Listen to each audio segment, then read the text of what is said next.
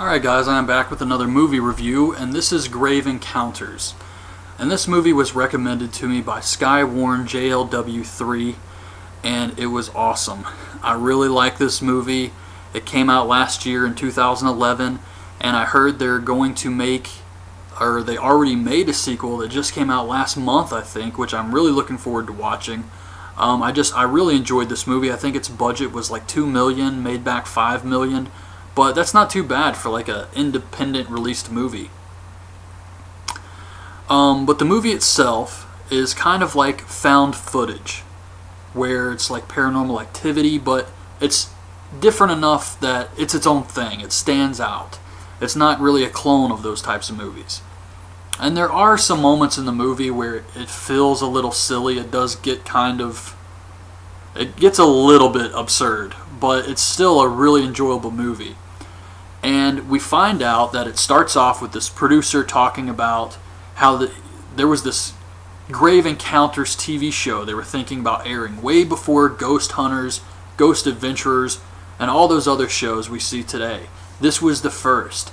And he received the tapes, and up until episode 6, everything was going fine. But once episode 6 aired, all hell broke loose. And it just killed the show. And what we're going to see is what exactly happened, what took place to these people. He says it's only edited for time.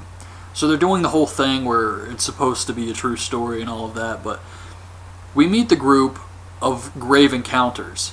And it's hosted by this guy, Lance Preston, who did a great job, and his team. And they're going to this asylum.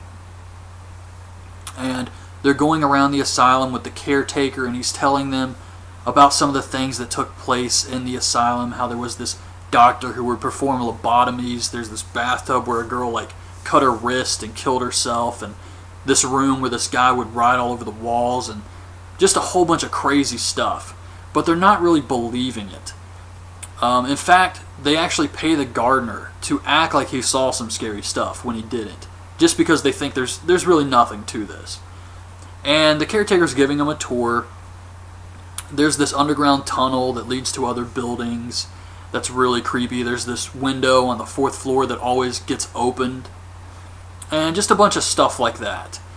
And when they go in, there's this graffiti on the door that says, "You will die," or something like that. I can't really remember exactly what it said. I watched the movie a few days ago, so and I'm going all off of memory from this. I didn't take notes or anything. But they go in, and he's going to lock them in. So they have no way to escape. And he's going to come back at like 7 in the morning or something to let them out. So the team is in the house, or the asylum, and they're going around setting the cameras up at all the hot spots where they think they may get some activity. And it's Lance Preston, a cameraman, the tech guy, this girl, Sasha, I believe her name was, and the psychic, Houston Gray, who was awesome. This guy was amazing. One of the best characters in this movie. And I guess he's supposed to be like Chip Coffey from Paranormal State. But they're going around and nothing's happening, and they're getting kind of pissed off. I think Lance Preston says a sock drawer has more activity than this. And they're just really disappointed that they're not getting any paranormal stuff happening to them. But eventually the cameraman is walking around by himself and a door slams. And they record this footage, and they all come in and they're like, "Oh man, that's awesome. I can't believe we got this." And they want to get some more, and they go around the asylum, and Sasha actually gets her hair pulled. Not pulled like Paranormal Activity, but just kind of like moved a little bit. And they get that on camera, so they're thinking, damn, this is going to be the best episode yet. And they're really excited, and they decide, we got enough stuff, it's getting close to the caretaker coming to let us out. Let's start packing up. So Mark, I think his name was Mark, the tech guy, goes to get his cameras from the hotspots, and he never comes back. So the rest of them are thinking, damn, where's Mark at? He's not answering on the walkie-talkie. And they think maybe he fell and got hurt, because it is dark in the asylum, and maybe they should go look for him. So they go looking around for him, and some other stuff happens. I think the cameraman gets pushed down a flight of stairs. He's okay, but he's spooked, and they just want to get the hell out of there. So the caretaker still hasn't arrived, and it's been hours. They can't find Mark. Caretaker's not showing up, but it's also not getting bright outside. It's still dark, even though it's like 9 in the morning. So they're starting to get concerned about this, and the cameraman decides that we need to just push this cart through the door, break the chains, and just get the hell out of here. So they do, and there's just more asylum. And they have no idea. They're thinking, maybe this is the wrong place? No, this is definitely where we came in. And then they look at the door, and there's the graffiti. So it's like they're just trapped in this endless loop in the asylum. They cannot escape this place. They can't get out the window. They try to climb up the roof, and when they get to the roof, there's just a dead end. It's just a wall. They can't get out. It was really creepy.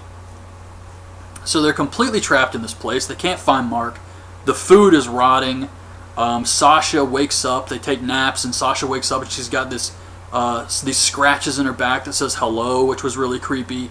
Just a lot of stuff like that's going on. So they're trying to find a way out of this place. And what happens next? They walk into this one room, and there's a ghost. And she's facing the wall. And when she turns around, she does that thing where she opens her mouth and it gets really big, and she's got like the black eyes. Not the best graphics in the world, but still really creepy.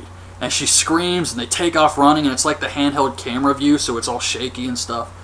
But they take off from her, and I'm trying to remember where they get separated. And Houston Gray gets separated from the group, and he doesn't even have a flashlight. He's in complete darkness, but we see him through one of these setup cameras. So it's like night vision. And this was pretty creepy looking because he couldn't see anything. He's just filling around. And then he gets like lifted in the air, slammed, and he's screaming, "Somebody help!" And then they throw him. And I guess it just kills him off, but it sucks because he was such an awesome character. But yeah, they kill off Houston Gray. And back at the other group, they find Mark, who's wearing like a robe, like he's a patient. And he's mumbling about how they said I could leave once I was fixed. And he's lost it. He's crazy. And he's got this thing on his arm where he's a patient. And then they look down and they all have these things on their hands. Like they're all patients. So they're really freaking out now. They get Mark and they're trying to get out of here. They walk in the room where the girl slit her wrist and drowned in the bathtub. And Mark stands over this. And he won't move. And they're like, "Mark, what the hell? Let's go." The cameraman goes over to get him. Something pulls him into the bathtub, so they tip the bathtub over to save him, and just blood comes out. He's gone. They have no idea where he is. So he technically could have suffered the worst fate of all of them in this movie, just because we don't really know what happened to him. But Mark, Sasha, and Lance Preston are running through the hospital.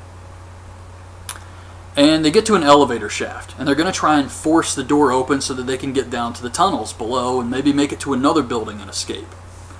And Lance goes to get something to pry open the door, and he sees a tongue on the ground. He's like, "What the hell is this?"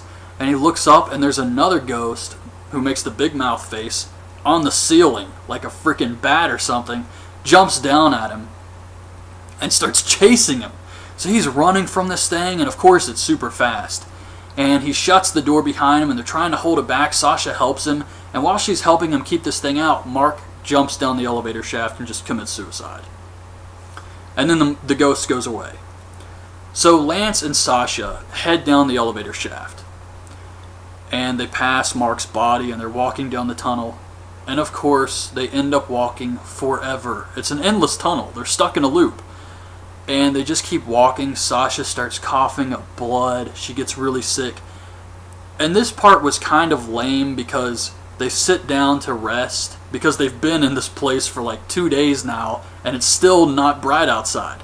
And they sit down to rest, and we see from another night vision camera, which is also kind of weird that they're walking forever, yet the cameras are still focused on one place. So I guess the only thing we would see in the camera is them just continuing to walk down the same path.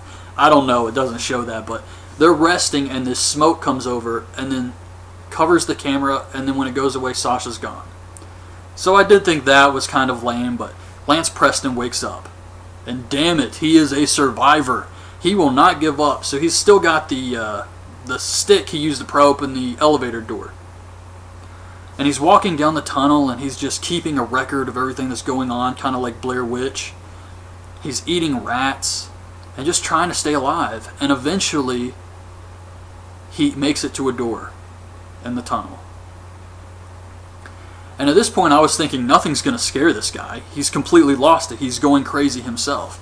But he makes it to the door. He goes in, and it's the doctor who performed lobotomies' office and his laboratory. And he's looking around, and he sees this, I guess it's like satanic ritual stuff. I'm not really sure, but it was like some skulls and stuff. And then he looks over, and he sees, I guess, ghost doctors performing a lobotomy, which really reminded me a lot of House on Haunted Hill, the remake. And he's looking at them perform a lobotomy, and then he knocks over one of the skulls, and he looks down at it and goes, oh shit. And then when he looks up, there's a doctor standing in front of him, makes the big face, movie ends. Awesome stuff here. So that was Grave Encounters. Really enjoyable movie, especially if you are a fan of the found footage type movies, which I am. And I'm going to watch the sequel very soon and do a video for that one. Really looking forward to it. But yeah, I think a lot of people may have passed on this movie just because it was kind of an indie movie. I don't think a lot of people know about it, so I'm really glad Skywarn JLW3 mentioned this to me because it was a great movie, and I'm glad I watched it. So definitely check this one out, and that's my review of Grave Encounters. So hope you guys liked this video. Leave your thoughts on this movie in the comments below, and thanks for watching. Bye.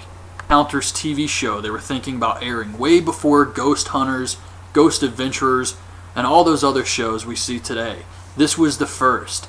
And he received the tapes, and up until episode 6, everything was going fine.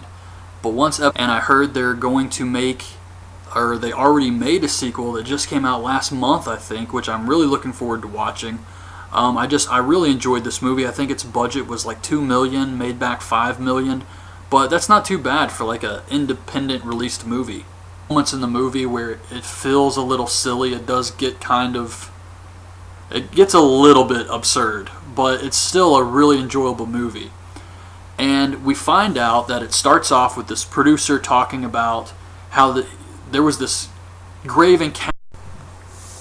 Alright guys, I'm back with another movie review, and this is Grave Encounters. And this movie was recommended to me by Skywarn JLW3, and it was awesome. I really like this movie. It came out last year in 2011.